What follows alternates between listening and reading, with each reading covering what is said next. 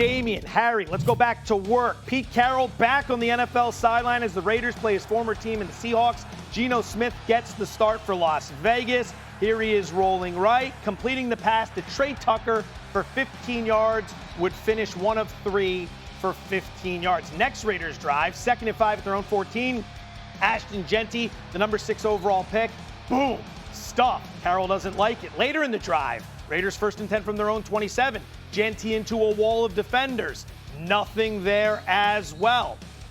Let's take you to the next Seahawks drives much later in the game. 4th quarter, here's Jalen Milroe, the rookie out of Alabama.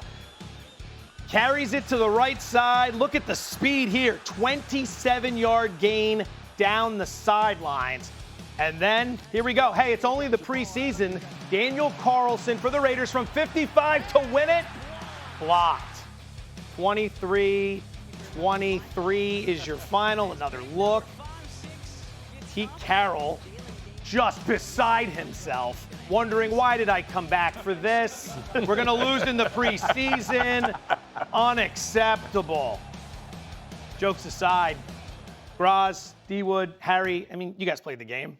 How would you feel right there? What's the situation? Well, first of all, I'm glad there's no overtime in the preseason, okay? Like, yes, that's a great thing. But you got to understand, like, Pete Carroll.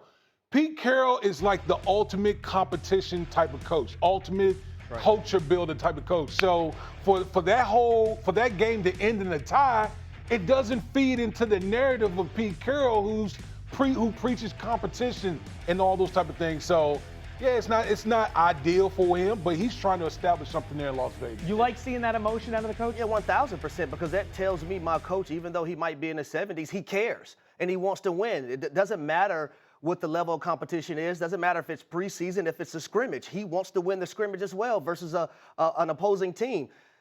He breeds competition. When he was in Seattle, he did it. When he was in New England, he did it. He did it at USC at the collegiate level.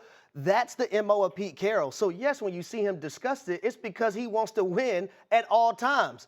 I love a winner. I don't know how many people love losers, but I love a guy that's disgusted about not being able to win any type of competition. Garage, jump in here. Pete Carroll's return to the sideline. What'd you think about his the look on the face at the end of the game?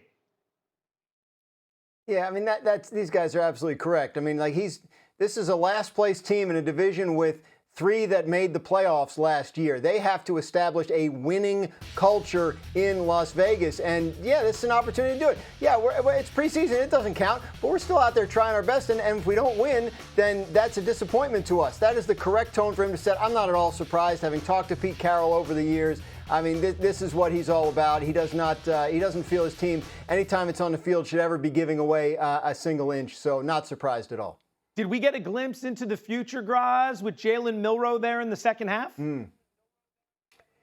Very interesting, because Jalen Milroe, obviously a project player that people thought very highly of coming into the draft. The Seahawks signed Sam Darnold. He is going to be their starting quarterback this year. But the Seahawks do not guarantee money in veteran contracts beyond year 1. The Seahawks' commitment to Sam Darnold is exactly 1 year long if you really look at the contract. So could he be their answer in the future? Yes. But if not, could Jalen Milroe be a guy that advances? They would like to see that. They would like to find that out this season, this preseason. And obviously, there's a lot to like about Jalen Milroe. Seahawks keeping all their options open for the future, even as they prepare for this season with Darnold as the starter. So I love Clint Kubiak, number 1, utilizing the athleticism of Jalen Milroe, getting him out on the edge and sprint outs, but also doing that zone read and allow him to run down the sideline for an explosive play. The only critique I would have for him, when you're in a 2-minute situation, you're trying to win a football game, it's 3rd and 10, don't take that sack. But you also don't want to put the football in harm's way. You try everything in your capacity to try to buy more time, throw the football downfield, find someone to pick up the first down so your team can go down and kick the game with a field goal and not give that opportunity to the Las Vegas Raiders. All right, speaking of rookie quarterbacks, I'm not sure if anyone's heard of this guy. It's the preseason. The story probably doesn't matter all that much. Oh, wait, no, it matters more than anything else. Shedeur Sanders gets the start tonight for the Cleveland Browns due to a bevy of injuries at the position. This is going to be as watched as any game Cleveland's had in quite some time, and it doesn't even matter in terms of counting in the standings. D. Wood, what happens here if Shedeur actually goes and balls out? Hey, he plants a seed. I talked about it yesterday on this very show, planting the seed with Kevin Stefanski. We have to remember, we got to throw out the pre-draft process. At the end of the day, Shedeur Sanders is a fifth-round quarterback, fourth on the depth chart, okay? He's been presented with a unique opportunity due to injuries to other guys in the same position group that if he goes out there and plays really well, it'll give him more opportunities. Kevin Stefanski will look at the same thing and say, you know what? We need to add more to his play. That's right. Maybe we give him some reps with the first team, or just elevate him a little bit. That's what's at stake for him tonight, the opportunity to earn more opportunities moving forward. You want to know what's the best thing, though? What's that? That Carolina's, they're playing their starters. So if you're just Shedeur makes Sanders, it easy. you say to yourself, I don't want to go against no doggone backups. I want to go against starters. So if I ball out, hey, you know what? I've aced that first test. Now can I build off of that? Can I get more reps in practice? And then can I showcase more skills when it comes to the next preseason game? What's the number one thing he can't do tonight? Turn the football over and not have answers to the test like we've seen Anthony Richardson in his first preseason game this season. Hey, Graz, what's at stake for Shedeur tonight in your opinion? Yeah, opportunity. This is a surprise opportunity. He has been fourth on the depth chart among the Browns' healthy quarterbacks all offseason, but because of the injuries D. Wood referenced, he's going to get the start tonight. And if he shows that he's more than a fourth-string quarterback, then that could alter their plan for his opportunity in the coming weeks. It could alter their plan for practice reps, which Shedeur Sanders needs more of if he's going to show the coaches what he can do. So it's a massive opportunity tonight. Meanwhile, on planet Earth, Marshawn Lynch still throwing stiff arms even as a cameraman, George Hulani, falls out of bounds. And watch beast mode here. Protect the camera with a stiff arm. That's fair all, foul there. That's all reflexes. It's fair. I don't want my camera damaged. If all the cameramen start doing this, it's going to become like, what are we going to be dealing with here? This is going to be problematic. That camera is expensive. No, it's fair. All right. Hey, Graz, let's go ahead and run the hurry up. What do you got for us? Andy Reid, head coach of the Kansas City Chiefs, says that his starters, including quarterback Patrick Mahomes, will play in tomorrow night's preseason game against Arizona. We've seen Andy Reid do this a couple different ways throughout the years, but he feels like the starters need to get some reps. So we will see Patrick Mahomes in the preseason opener. We'll see how much they play, if at all, in the preseason going forward. Staying in the AFC West, very bad news for the Los Angeles Chargers yesterday. Their star left tackle, Rashawn Slater, just signed that huge new contract. He suffered a ruptured patellar tendon in practice yesterday. He will miss the entire 2025 season. Significant blow for a Chargers team that made the playoffs last year and was hoping to make noise in the league's toughest division again this year. You know, there are a lot of people that think the Chiefs are ripe for a fall because of the Broncos and that team right there, the Los Angeles Chargers. How big a blow is that to the power dynamic in the AFC West? Devastating. Rashawn Slater is one of the best tackles, best offensive linemen that we have in our game, young, and the fact that we know what Jim Harbaugh wants to do. Jim Harbaugh wants to establish the line of scrimmage and run the football. Jim Harbaugh is the same coach that called offensive linemen offensive weapons. That's what he think of us big boys. So when one of your best players on the team is now out for the season, that's a huge blow for the Chargers. You rethinking that idea that Kansas City might not win the AFC West this year? No, because I chose the Denver Broncos. But this is catastrophic for the Los Angeles Chargers. Number one, Rashawn Slater protects the blind side of Justin Herbert. So from a trust standpoint, that trust was there. Now is Justin Herbert going to trust whoever's going to be thrusted into that situation? And now you got to play musical chairs with your offensive line. That's not ideal. Secondly, Jim Harbaugh wants to run the football. So you feel very confident if you're Greg Roman, the offensive coordinator, that Rashawn Slater is out there, hey, we're going to run behind our horse. The guy that we just gave, I believe it was $92 million guaranteed. We feel confident running the ball behind him. He's not going to be out there now. There's that change the dynamics of their run game and how they call things as well. So this is a huge blow.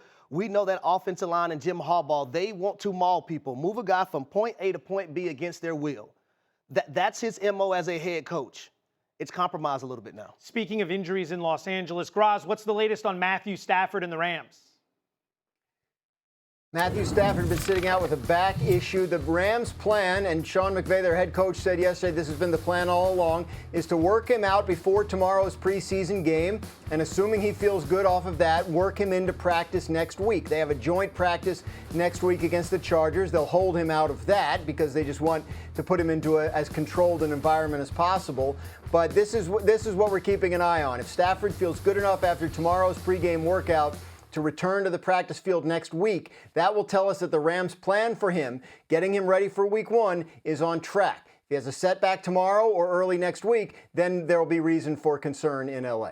What, a 37-year-old with a back problem? How big a story is that? Huge. I've been saying it's the story of the preseason. It really is. I mean, you're talking about a guy who hasn't taken one snap in practice. One. Now, obviously they're talking about this workout, and if everything goes well, then he'll take the next step. But listen, Matthew Stafford is a guy that's had a laundry list of injuries throughout his career.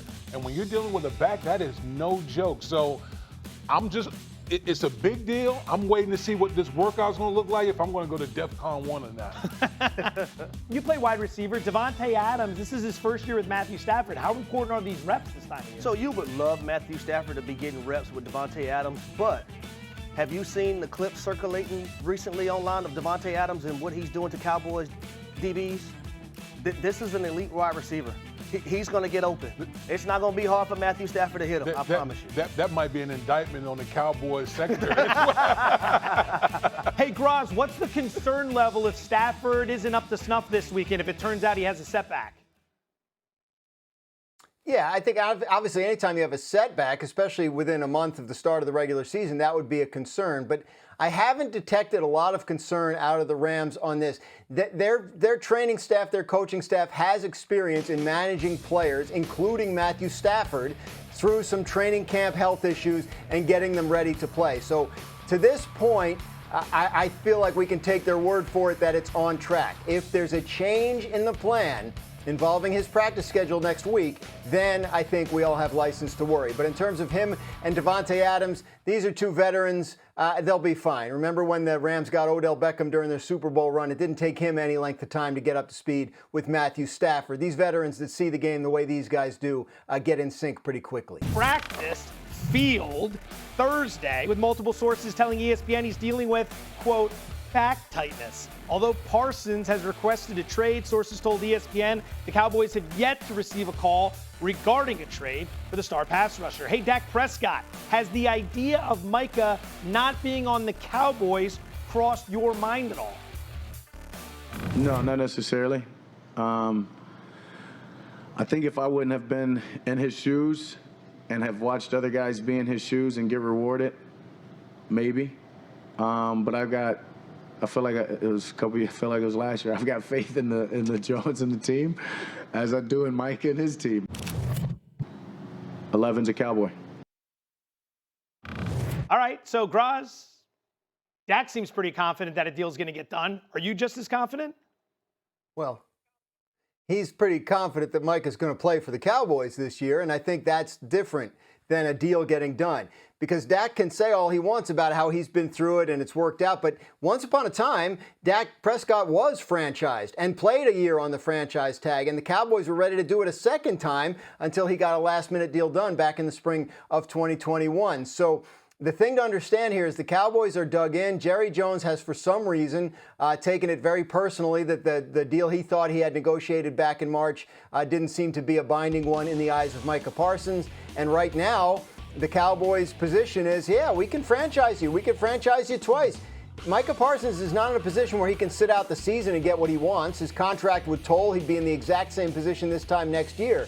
So the Cowboys do hold some cards, and they're waiting for something to change, and I guess in terms of Micah Parsons' stance, but it's an ugly situation that does not seem to be progressing toward a conclusion, and in the end, it could be the Cowboys just dare Micah Parsons to not show up and tell him, hey, you're under contract, let's talk about this next offseason. You know, Dak could have said just about anything there. Should he be saying more to get a deal done for his guy? I know this, if I'm making $60 million a year and I know my money is guaranteed, what I would have said in that clip, hey, we need Dak Prescott. For us to get to where we need to go, the destination, which is the Super Bowl, NFC Championship game, and whatever it may be, We need Dak Prescott on this field. We need him to get paid. That's what I would have said. And I would have been very direct looking into that camera saying it too. Meanwhile, Aaron Donald and Parsons had some fun on social media with Donald saying, quote, if Micah Parsons goes to the Rams, I might have to call my trainer and get in football shape. How unreal would that D-line be? All right, keep that in mind. Your thoughts, should Dak be saying more? Well, I mean, listen, I guess we're going to entertain this up for television because we're about entertainment. But, listen, if that were to happen, obviously Aaron Donald would Aaron Donald's in phenomenal shape anyway. So, I mean, that would be pretty scary. But there's no way in hell that the Dallas Cowboys is trading Michael Parsons, one of the best pass rushers that we have in our game. But for TV purposes, I'm willing to bite. I would love to see it. I don't think it's feasible. There's so much cap space you would have to clear if you're the Los Angeles Rams, but this is not going to work. But I would love to see it. Aaron Donald is someone who's in tip-top shape. We just recently see one of the players, defensive lineman for the Los Angeles Rams, go work out with Aaron Donald, and he damn near killed himself. Yeah. I'll tell you this, too. At some point, as great a marketer as Jerry Jones is, you can go ahead and shift the storyline. It doesn't always have to be a fight with your star players. It could be a big surprise. You got it done early, and now you're trying things differently, and you're going to go out and win some games this season. Oh, you mean be proactive and not reactive? Maybe. Nah, that's not in the Not changing it repertoire up? of the